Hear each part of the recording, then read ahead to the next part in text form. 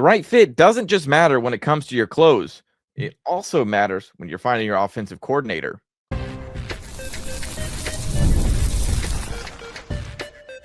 You are Locked On Georgia Tech, your daily podcast on the Georgia Tech Yellow Jackets, part of the Locked On Podcast Network, your team every day.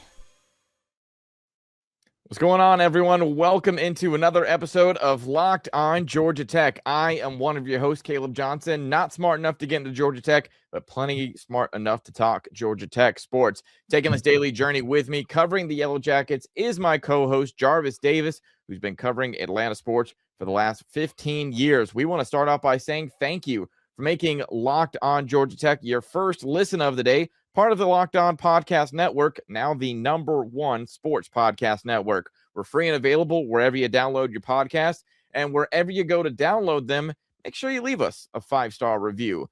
Today's episode is brought to you by FanDuel. If you want to be right in the middle of the action this season, visit FanDuel.com and place your NFL live bets all season long. Today on the show, we're going to get into who makes sense to call plays for this upcoming Pop-Tarts Bowl game that the Georgia Tech Yellow Jackets will be playing in. Who could be a dark horse candidate for the offensive coordinator position? But first, Jarvis, what should Brent Key want in an offensive coordinator? I believe that he should look at a guy that kind of somewhat fits his personality, and a guy that also brings something that he's strong in from a passing game standpoint, because I feel like this next OC needs to be able to adjust to the personnel that they have. And I'm going to assume that Aaron Philo is going to be the starting quarterback, or at least that's all we can do right now is assume. Yeah, right, or the lead jacket. Excuse me, forgive me for that, for cussing. The lead jacket for the quarterback position. So I think a combination of making sure he's able to adjust to the personnel. If that quarterback is if his arm is his strong suit, and you feel like that after watching tape on him, Aaron Philo, I feel like that should be a part of your offense, and you have a lead back, a guy who's more than capable of being 15 to 20 carry / touches guy, and Malachi Holley. I was pounding the table for him to get the rock more. Sometimes they said it was, due to injury. Sometimes it was saying, I don't know. Right. So, I feel like, there are some weapons here. I feel like Isaiah Canyon should be utilized more. That is the NFL prospect I feel that you have in your wide receiver core right now as of this moment. So, yeah, there are a lot of things that Brent Key should be taking a look at. I feel like he should be able to identify something that OC should have, like that, a feel or a vibe that, hey, the base of his offense should be running the football, because, hey, Key is a former offensive lineman. But I feel like you got to be able to open this offense up, because you have to be able to put up 34, 35 points a game in order to be able to establish yourself as one of the best offenses in this conference. Yeah, Jarvis, I think the thing for me is when I look at both sides of the football, and you see the seniors that they're certainly going to lose on offense, which they'll obviously have to replace in some pretty key positions for sure. But then I look at that defense and the number of key positions that they lose on that side of the ball, and I think, okay, if the defense that was already porous this past season is going to be having inexperienced players stepping up and kind of learning on the job, so to speak, then I need an offense that's going to be able to score some points. And so I don't think it's necessarily someone who needs to come in the door and just pick right up where Buster Faulkner left off and just kind of carry on the same philosophy that he had. I need someone who has their own ideas and can mesh them with what Brent Key if this person comes in and I would assume decides to keep Chris Weinke on the staff, from a quarterback philosophy and from all down the path of having an idea of how they still want to be the type of Georgia Tech team that we've known, which wants to run the football, but uses these wide receivers. Like you mentioned, Isaiah Canyon, I feel like I am the biggest fan of his development, getting the most that you can out of these players, and not being shy with the passing attack, knowing that Aaron Philo or whoever you replace Haynes King with isn't going to be Haynes. He isn't going to be a guy who is just out the gate able to scramble and run the football the way that Haynes King could. And so for all of those reasons, I feel like it's got to be someone who can mesh the passing attack with clearly what Georgia Tech wants to do, running the football, which leads me to Jarvis. Mm-hmm. You start getting into dream picks of like, all right, to some extent, everyone who still have a job or could leave their job is available. Who are you kind of thinking? See, let me go to my play sheet, my play caller sheet. Okay. You know, like here we go. We're gonna go with Corey Dennis. All right, now let me tell you why I feel like this would be a dream pick, because the man played at college football at Georgia Tech. He was a DB and wide receiver from 2011 to 2014, and he has a long history of success from an offensive standpoint. There were six. He was at the offensive coordinator at UNLV last year, and they were in total offense. They were six. And then in points scored, he was 16th. So they were scoring 36 points a game. And like you said, when you have a guy like that, he's a young and up and coming guy too. He's young. He's in the early 30s. So, and he established himself at Tulsa as well as the coordinator there. And then he just came on with UNLV this year with Dan Mullen as a head coach. So I feel like when you talk about being a tech man, right? Key is a tech man. Yeah. And I mentioned earlier about how a guy can be a perfect fit if he sees himself in that guy. And seeing yourself, a guy who's wore the same uniform as you, I feel like that would be a good fit, because, this is one of those things. It's all about connections when it comes to this hiring a coaching staff. Like, okay, how are you connected to? Okay, I used to coach a guy that you played with, and I made that phone call, say, hey, what do you think about this guy? And he was like, oh yeah, you should hire him, coach. That's just how it works, because it's all about the network. And Corey Dennis, I feel, is part of that network. And when you think about making a jump from UNLV to a Power 4 conference in the ACC, a young and up and coming coach, who has established a foundation of he's going to be here. And the guy that just left that seat went on to the SEC, got a nice little raise. He's putting himself in position to be a head coach at some point. So yeah, it makes all the sense in the world for Brent Key to consider a guy like Corey Dennis. See, I hate Jarvis. Like, we didn't talk about our candidates before we got into the show. I hate when I get shown up, because I'm thinking, man, the Georgia Tech connection there is where I'm like, I missed it. That was one, because you said Corey Dennis, and his name went on my radar for Ohio State. And then it's like, okay, because he was coaching quarterbacks at Ohio State for the last couple of years before he moved up the ranks. And so certainly actually, Urban Meyer's his father-in-law.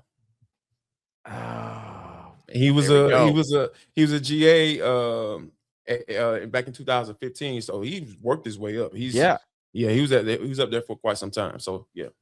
All right. So for me, dream candidate, it's a bit of a reach, because I think he already has a destination of where he's headed, but it's Jordan Davis for me, North Texas offensive coordinator. I mean, you talk about a guy who took a true freshman, Jarvis, and had him throw over 20 touchdowns with 4 interceptions on the season. I believe it was midway through November, they were like the second best scoring offense in the country, because I remember looking up Georgia Tech's numbers, and you always saw North Texas up there with them. They were 6th in the country in passing when it comes to yards per game. They were in the top 30 of the country in third down conversion percentage. Ended up finishing I think like 6th nationally in total offense. And so that was the thing, is like clearly it helped his head coach Eric Morris, who just went on to take the job over at Oklahoma State. So you kind of wonder, all right, head coach getting hired, does he bring his, essentially his brainchild in Jordan Davis, who has worked he gonna bring him with him? Yeah, I'm wondering, I'm like, this is kind of typically like when you have a guy on one side of the ball who seems to be a brainiac, and the way that that Jordan Davis is kind of, he spent time at Texas Tech in his playing career, and then flipped some early opportunities at Incarnate Word and Washington State into his current opportunity at North Texas, and having this explosive offense that really, looked great until they got to their championship game. And hey, sometimes when you're facing an opponent that in Tulane that just is hotter at the moment, and obviously that's why John Samaral goes on to get a big gig like he did at Florida. That's not to say that there's not a lot of talent there. And I think the season, the last couple of seasons, quite honestly, that North Texas has had kind of speaks to the ability for a guy like Jordan Davis to handle that role. I really do wonder, though, if he's not going to find himself in a position where either his head coach, Eric Morris, is going to take him to Oklahoma State, or there's just going to be a bunch of teams lining up, throwing cash his way to say, hey, come over here. And, you don't know. The one thing that you found that I was looking for is someone who's got that relationship with the school or with Brent Key, and I really wasn't seeing a whole lot out there. And so, it'll certainly be interesting to see the type of decision that Brent Key can go with this. Let's go, though, Jarvis, from best option, dream scenario to, is there a dark horse out there that the Yellow Jackets could go to for an offensive coordinator? NFL Sundays move fast. One big play, and suddenly everything feels different.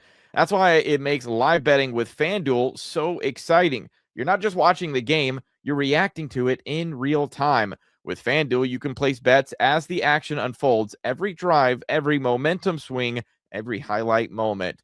Live betting is best when the game starts to shift. Hey, maybe a receiver gets hot, a defense tightens up, or the momentum flips after a turnover. And really, the best time is just if you're a Falcons fan and you don't want to live in misery of knowing what the game is going to unfold and turn out to be.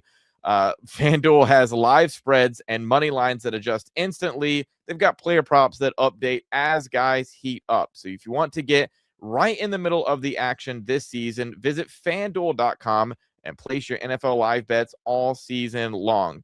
You can bet next touchdown scores, drive results, totals. It all is there on FanDuel. The game moves fast, and so can you with FanDuel.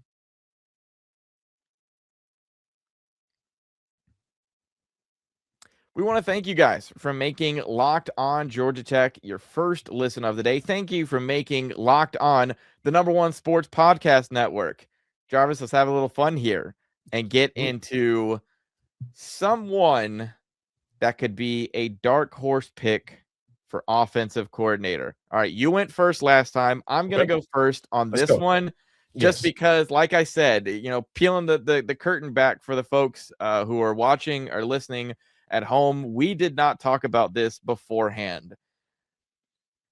It's a bit unconventional. However, if you're looking for someone who has veteran experience, Jarvis, someone who isn't a first-time play caller. In fact, he's had play calling experience at the college level and at the pro level. His only problem is his departure from the city of Atlanta was a little awkward. Oh no. He kind of left in the lockers of players and went and took another exciting job. Yeah, I think a lot went wrong at Arkansas this past year that obviously got their head coach fired.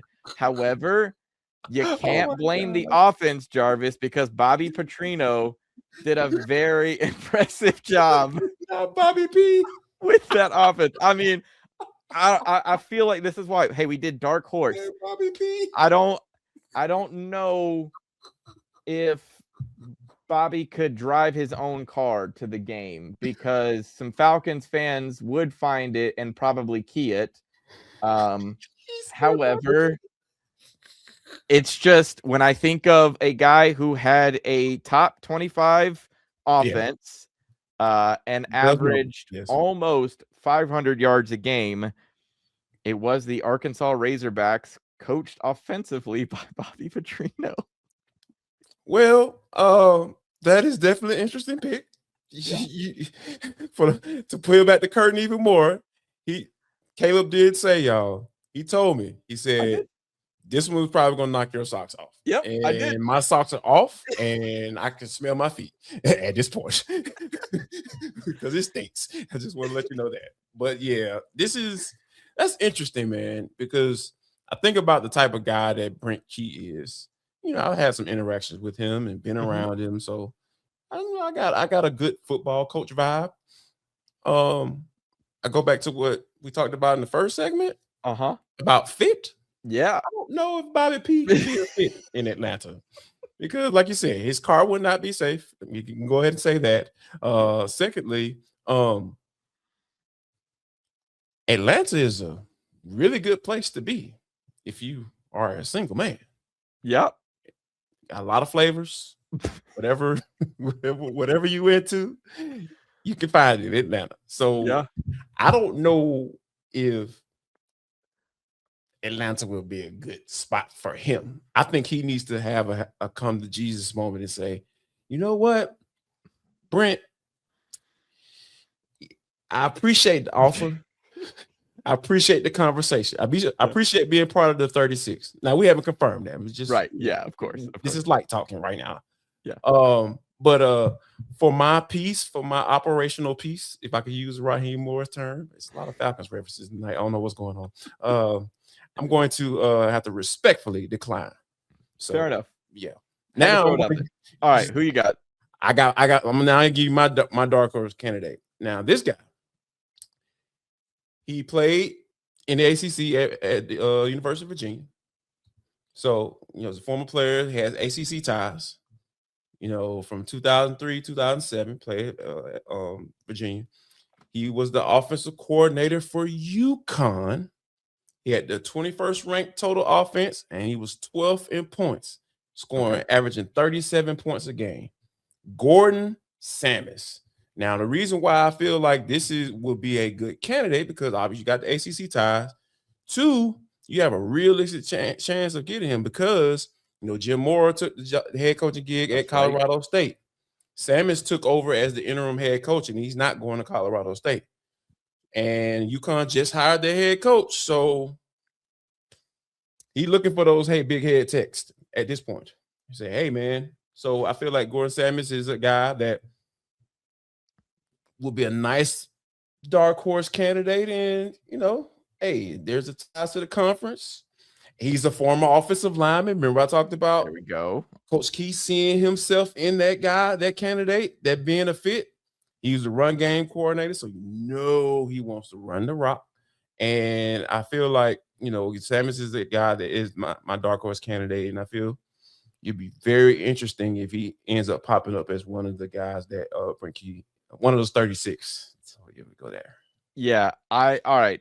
Because I was so ridiculous and absurd with my dark horse, I do want to kind of come back in, let the people know who are listening to Lockdown Georgia Tech. No, I'm not that absurd when it comes to picking the next OC. So I've got a realistic candidate that I'll get into real quick, Jarvis, before we start talking about some other things. And the final name that I've got for you is Clint Trickett. This is the offensive coordinator over at Jack State. This is a guy who just this past season is on the younger end of things, which is good. You know, maybe he Or sticks Dennis around. Wells too. He's on his early 30s. So yeah. Yeah, Yeah. sticks around for a few years and builds in. Maybe he can become kind of the next sort of Buster Faulkner. And the reason why I believe that is what he's been able to do at Jacksonville State, having the 4th leading rushing team in the country this past season. They were averaging somewhere around like 250 yards a game on the ground with Cam Cook. So, he had to figure out his quarterback situation with Caden Creel, got that going along, ended up being a 3-time coordinator of the week in the in Conference USA. And so this is someone who I think is realistic because you could afford him. You could certainly afford him. You see the growth potential there, that he is someone that would come in and maybe want to stick around for a few years to build before he moves on. And he also, here's the closest ties that I could get. He coached back in 2024 at Georgia Southern. So he at least has some connection to the region area that, would be getting recruited and would be getting looked at. He was also an ACC quarterback. Like he started his career off at Florida State, was around for the time of Jameis, and then went over and finished his college career at West Virginia. And, has kind of worked his way up through being an offensive coordinator, wide receivers coach, quarterbacks coach, all the way into being the OC and the QB coach at Jacksonville State this past season. So the last realistic one that I'll throw in there is Clint Trickett, that I think could be a real option for the Yellow Jackets and for Brent Key to take a look at. Now we'll go from dark horse to take the job, realistic choice to take the job, to who's going to be calling plays when it's time for the Pop-Tarts Bowl.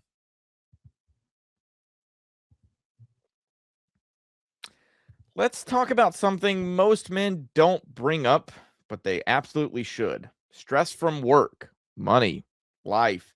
It doesn't just switch off at night. And when it shows up at the worst possible time, Rugiet Ready is designed to help you take back control. Rugiet Ready is a next-generation prescription treatment created to support both the brain and the body, so you can feel present, confident, and ready when the moment matters.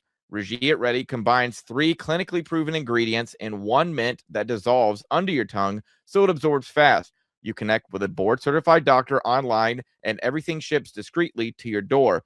Most men are ready in about 15 minutes on average, so you can stay present, confident, and in control when the moment is right.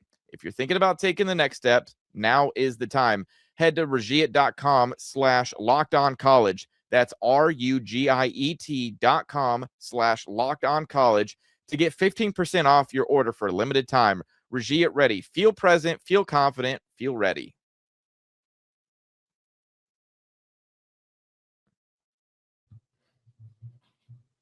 Jarvis, we'll wrap up the show on this kind of simple thought, but I think an important one is the last game that the Yellow Jackets are going to play for this 2025 season. It's going to be the Pop-Tarts Bowl. You've got your offensive coordinator, Buster Faulkner, has left for Florida. Brent Key has not yet, as of this recording, has not yet named an offensive coordinator for this game. Who should be the one calling plays? Come on, man. Chris Weinke. Come on now. The Heisman Trophy winner, Yep. Big time baller, play a little pro Major League Baseball, you know what I'm saying? Like, hey, man, come on.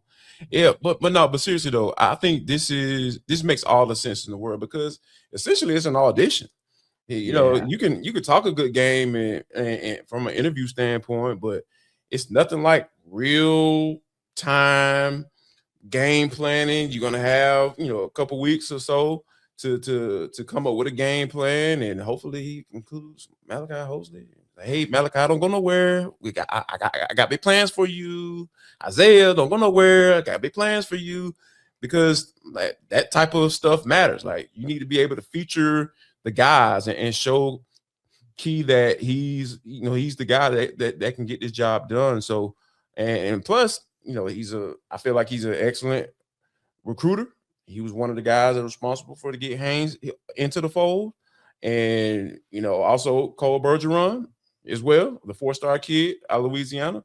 He was responsible for, getting that guy in. So the guy that's responsible for getting the most important position on the field situated and straight, potentially for the next 4 or 5 years, hey man, you got to give him a shot. He got to be the guy to be the to get first dibs on calling plays for you for the Pop-Tart Bowl.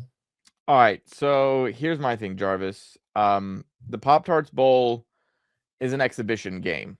Doesn't count. It is something that, in my opinion, is for the seniors, is for the guys who are getting their last final chance to play football with one another. And so I think you should have something that you can enjoy, something that's fun, but you certainly still want to win the game.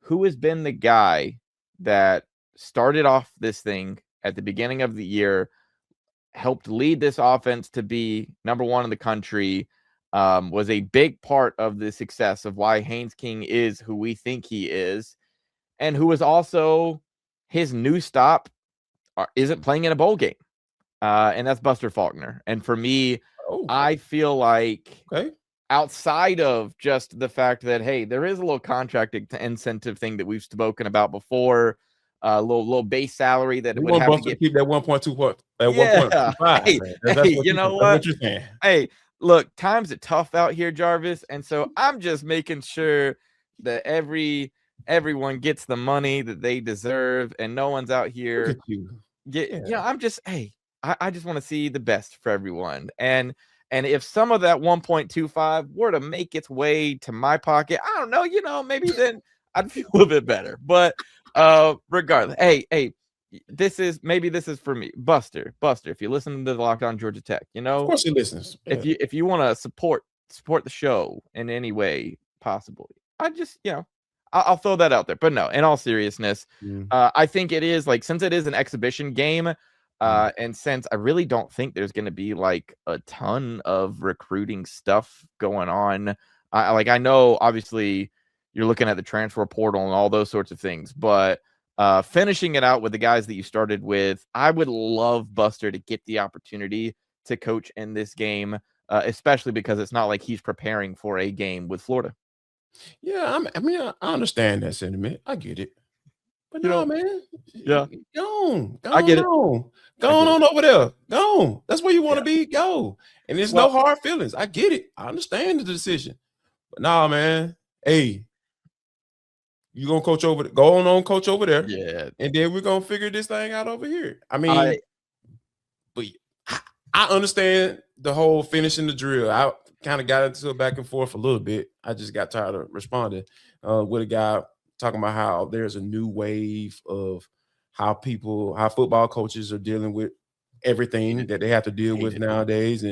But at the end of the day, man, you're always gonna be judged by your character. And more so by your players, because one thing about players, man, they can see right through the BS, and seeing right through that BS about how you talk, how you carry yourself, what you say, are you a man of your word? All that stuff matters, man. It still matters. I don't care how much money is being thrown around nowadays. So, if Buster was a stand-up guy and say, hey, man, this is what it is, coach. Hey, this is what I'm looking at. I think this is going to be a good opportunity for me and my family to potentially put myself in a position to be a head coach in a Power 4 school. If he went that route, much more power to you. But as of right now, and what I have to get done if I'm Coach Key, I got to hire OC and I got to hire an offensive line coach. And so, hey, I'm going to see what my boy who's going to be here, and I want to see what he brings to the table and see if it's something that I feel like should be strongly considered for the position. Yeah, no, I get that completely. I do think because the one element that you threw out there is auditioning for the job, and I would say that Chris Weinke is auditioning for quarterbacks coach just as much as he's auditioning for offensive coordinator, because someone could come in and have their guy. And of course, it's very much about relationships, and it's going to be kind of interesting to see how all of this unfolds. But certainly, I get that when someone has moved on, you want to let them turn that next page and go join that university and not have to step back into that opportunity. And so the next, like on this staff, it is a no-brainer to me, Jarvis, that Chris Weinke would be that guy to get the opportunity. If it's pretty clear that Buster is on to Florida and the focus is in that area. All right, we've got plenty more that we'll be getting into over the course of the week.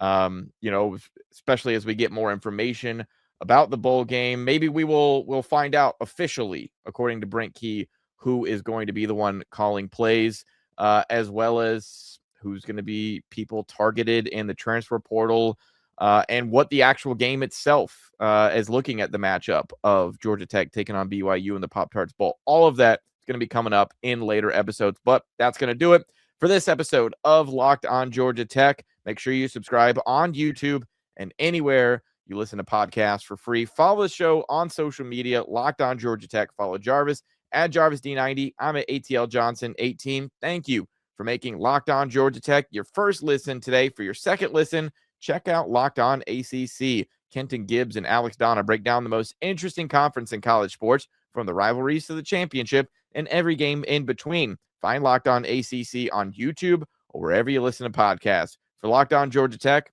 y'all have a good one.